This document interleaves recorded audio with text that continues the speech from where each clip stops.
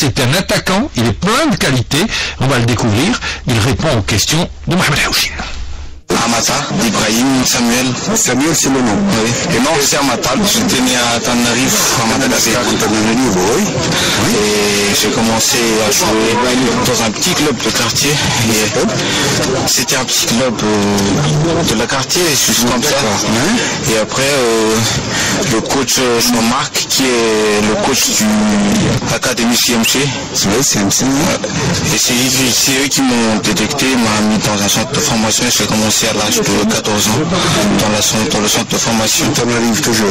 Non, c'était un tir-à-pied, le centre de formation. Oui, c'est où? Un tir-à-pied. Dans la capitale, non?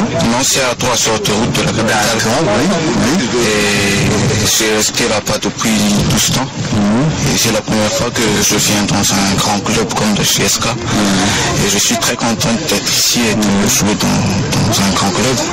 Et je remercie le président du club qui a tout fait, tous ses staffs qui ont tout fait pour que je sois qualifié. Et c'est bien quand même qu'après juste un premier entraînement, un premier test, vous avez jubilé, vous avez été apprécié pour tout le monde, vous avez convaincu tout le monde, c'est bon pour le moral, non? Oui, c'est bon pour le moral. En plus, mes coéquipiers m'aident beaucoup. Ils sont gentils, ils sont très ouverts. Ils me permettent de bien jouer au football. Il y a aussi le coach qui a confiance en moi et je me sens bien. Très bien. À Madagascar, qu'est-ce qu'on pense, qu'est-ce que les Malgaches pensent du football algérien? C'est un grand championnat pour eux.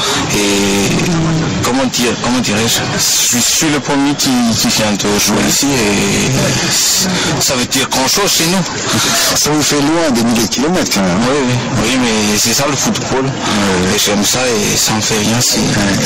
Bon, autre chose, vous avez été applaudi plusieurs fois par le public, là aussi, c'est bon pour fouetter le moral aussi, non? Oui, ça me fait beaucoup de bien et ça me fait beaucoup de bien. Ça me permettra aussi de progresser encore plus parce que le public est très chaud et ça me fait chaud au cœur, quoi. Et si vous savez que la JSK a un public merveilleux, ils ont des milliers de spectateurs, vous allez jouer à chaque fois devant un grand public, ça vous motive aussi, non? Oh oui, ça me motive beaucoup. Vous avez été international junior, espoir, à Madagascar? Oui, j'ai commencé à l'âge de 16 ans avec les juniors et 17 ans avec les A. Et bien voilà, on va le découvrir dans le championnat d'Algérie avec nous à partir de Tizi-Ouzou on va le prendre sur les 2 dernières minutes. C'est Mohamed Haouchine, notre journaliste à Tizi-Ouzou que vous suivez chaque journée de championnat dans Football Magazine dans les différentes émissions. Mohamed Haouchine, bonjour. Oui, bonjour Mohamed. Alors voilà, il vient d'arriver et on dit qu'il est plein de talent, cet attaquant. Je peux vous dire en tous les cas une véritable perle que j'ai eu l'occasion de voir lors de son premier test. Tenez-vous bien, c'est un véritable conte de fées pour ce jeune prodige de l'Académie de Madagascar, une académie de football qui forme d'énormes talents.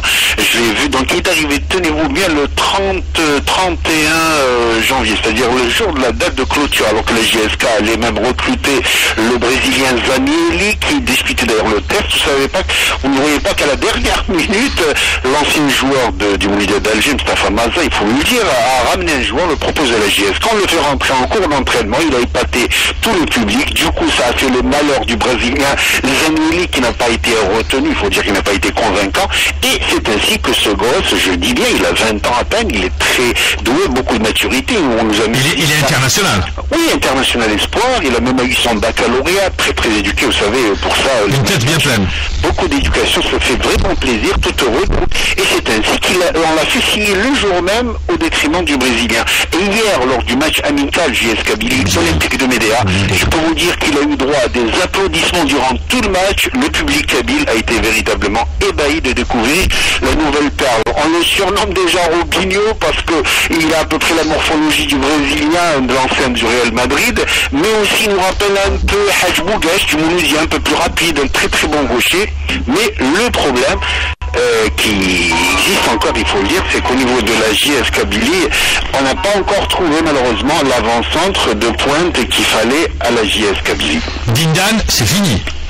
Oui, Dindin ou Dindan? Oui, Dindin. Dindin. Dindin, écoutez, au moment où ils allaient qualifier, moi encore que moi personnellement, je n'étais pas persuadé sur la valeur de cet avant-centre qui manquait de rythme, de vivacité, peut-être un bon jeu de tête, mais je peux vous le dire, au risque de me tromper, qu'il n'a pas véritablement le niveau du football algérien. Et là, on a découvert qu'il n'avait pas sa pièce d'international, son certificat international, et c'est ce qui fait qu'à la dernière minute, le dossier a été rejeté par la Ligue nationale, et je peux vous dire que quelque part, ça a un peu de soulager les dirigeants de la JS Kabylie qui n'étaient pas tellement convaincus, surtout qu'ils n'auront droit qu'à un seul étranger cette année. Donc je peux vous dire que le Amata, c'est son nom pour tout. On retiendra Amata. Je vais être obligé d'aller très rapidement. Je vais vous demander en 10 secondes une réponse rapide également. On laisse entendre que Duden a quitté la JS Kabylie. Vous confirmez? Ben oui, ça fait une dizaine de jours qu'il n'a pas donné signe de vie. Je l'ai personnellement appelé, il m'a dit que j'étais fatigué, qu'il avait des affaires à régler, mais aux dernières nouvelles, il se le confirme pas encore, mais je pense que Kalidou Duden a quitté la barre des